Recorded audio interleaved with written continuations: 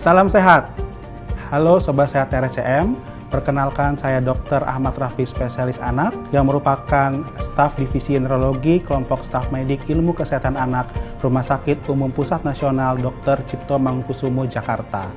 Pada kesempatan hari ini kita akan membahas sedikit mengenai speech delay atau terlambat bicara pada anak, bagaimana cara mendeteksi dan bagaimana cara mengatasinya. Speech delay atau keterlambatan bicara dan bahasa pada anak adalah gangguan perkembangan bahasa dan bicara pada anak yang tidak sesuai dengan usia perkembangannya. Kita harus deteksi mulai usia di bawah 2 tahun agar nanti untuk harapan bisa bicaranya lebih baik.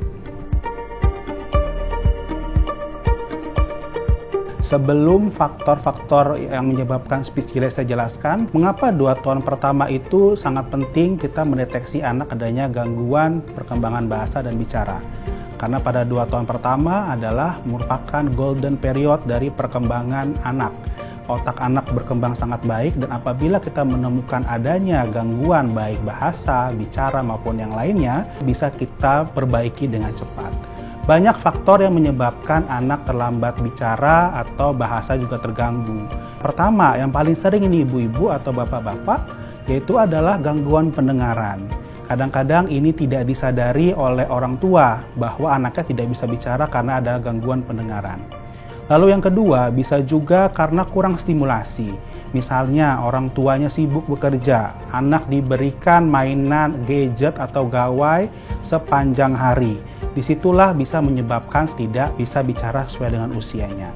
Yang ketiga, kelainan-kelainan atau penyakit-penyakit, misalnya autisme, gangguan pemusatan perhatian yang hiperaktif, kemudian ada juga gangguan-gangguan saraf anak seperti infeksi dan lain-lain, itu bisa menyebabkan anak speech delay atau gangguan perkembangan bahasa dan bicara.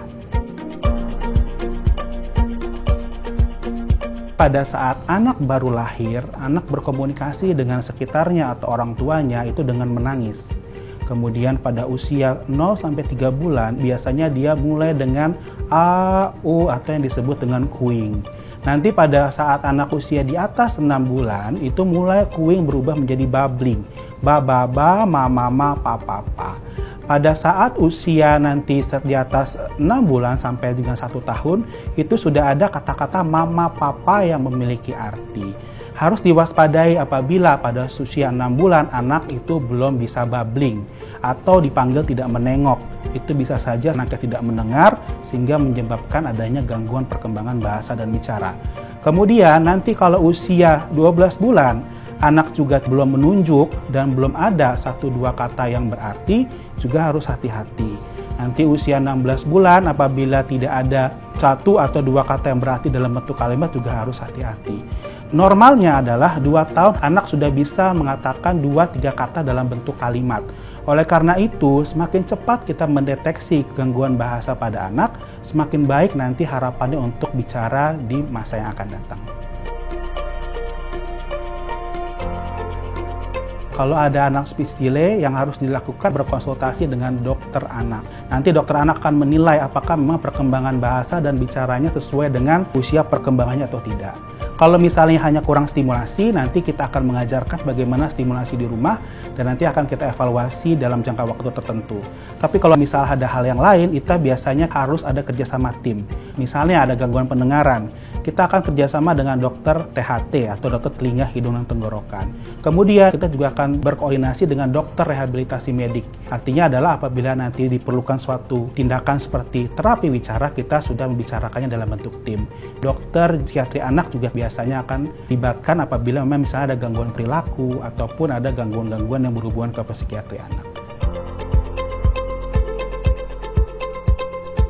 Dulu mitosnya adalah speech delay nggak apa-apa pada anak usia di bawah tahun, nanti juga bisa bicara sendiri. Itu tidak benar. Jadi yang paling penting adalah kalau misalnya anaknya sudah diketahui 6 bulan belum babbling, Kemudian, 1 tahun belum ada 1-2 kata yang bermakna, itu segera konsultasi ke dokter anak.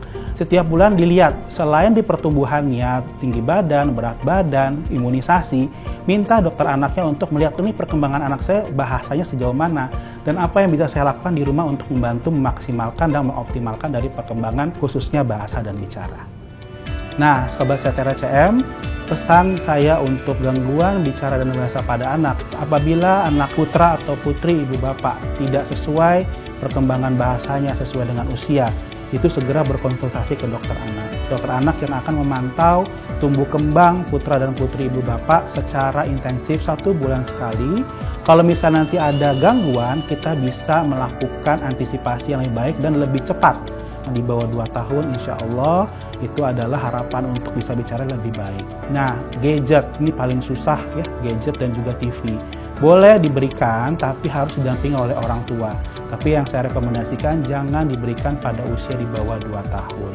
Dan jangan lupa bahwa anak-anak itu perlu diajak bermain ya, luangkan waktu minimal 15-30 menit per hari, baik boleh di pagi hari atau sore hari untuk bermain dengan anak.